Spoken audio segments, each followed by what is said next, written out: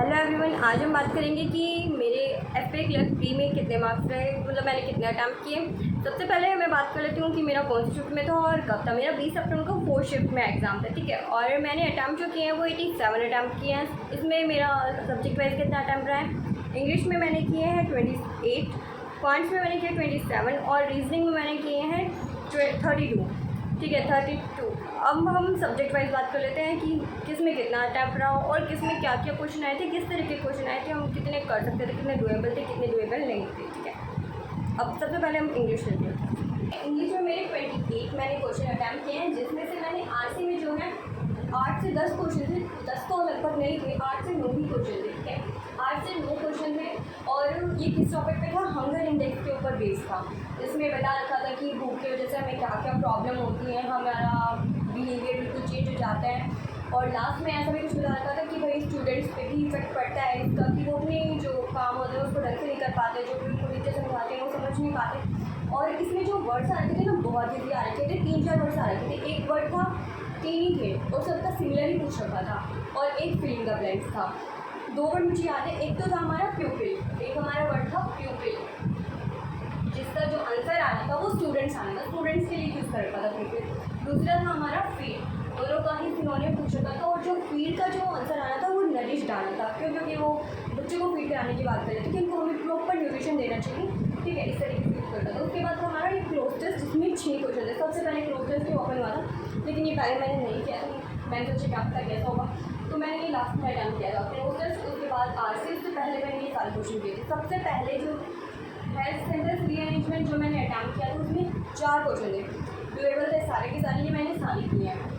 Phrase replacement में 1 से 2 ही question थे जो हमें फ्रेज रिप्लेस करने होते हैं। आप समझ रहे होंगे, जैसे ABC 4 ऑप्शन होता है, B2C C2D, इस तरीके से हमें चेंज करने होते हैं। मिस फिल के बाद जो है हमारे एरर के गेम से 4 क्वेश्चन आए हुए थे, ये जो है बहुत ईजी थे। इसमें एक क्वेश्चन तो ऐसा दे रखा था कि स्कूल से पहले नेम लगा रखा था और किसी स्टूडेंट की बात हो रही थी, वो जो है पहले ही मेंशन था, तो हमें इसको लिखना था, तो इस तरीके के क्वेश्चन है। उसके अलावा वर्ड यूज आए थे, सिर्फ 1-2 ही क्वेश्चन आए थे।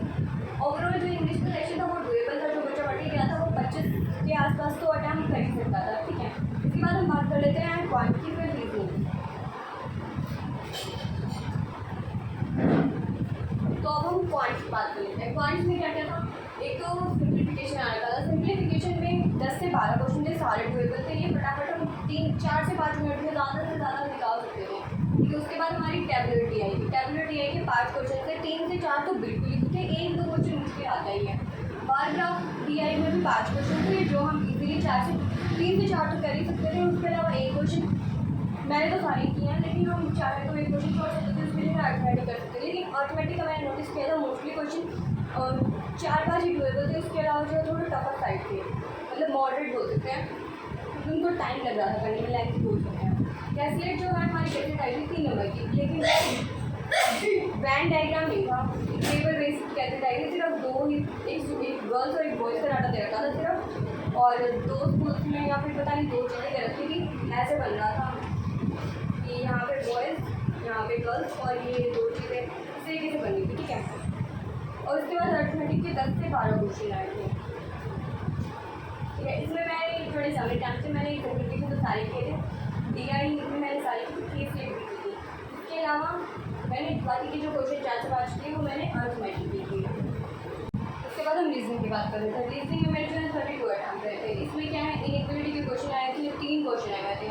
इसके अलावा चाइनीज़ कोडिंग आई थी 5 नंबर की, बिल्कुल डुएबल थी। न्यूमेरिकल सीरीज जो है 5 नंबर की थी, मतलब 5 क्वेश्चन थे 5 नंबर के। एक ओड वन आउट आया हुआ था, जिसमें बिल्कुल ईजी आता है वो। तो उसमें क्या था, एक तो जैसे डी है, डी के बाद 1-2 का गैप छोड़ के 1 नंबर आगे रहता था, और उससे पहले 4 नंबर का गैप था। मतलब डी है तो उसके पहले एच लिखा हुआ था, जैसे एच, डी और ई, इस तरीके से नंबर दे रखे थे, ठीक है। उसके अलावा हमारी आई थी पेयर फॉर्मेशन। पेयर फॉर्मेशन में एक लंबा सा वर्ड दे रखा था, कम से कम 12 लेटर्स का। उसमें से हमने 4 लेटर पिक कर लिए थे। उसका जो वर्ड बन रहा था वो क्विट बन रहा था, ठीक है। और सेकंड लेटर पूछ रखा था लेफ्ट साइड से। उसके बाद ब्लड रिलेशन आया था, जो मैंने छोड़ा है, इसलिए मैंने 32 अटैम्प्ट आया। मैंने अब बन भी किया था, पर पता नहीं कैसा अपना क्लास में जब मैंने आंसर चेक किया तो मेरा आंसर आया था वो ऑप्शन में ही था, तो मैंने 3 छोड़ दी।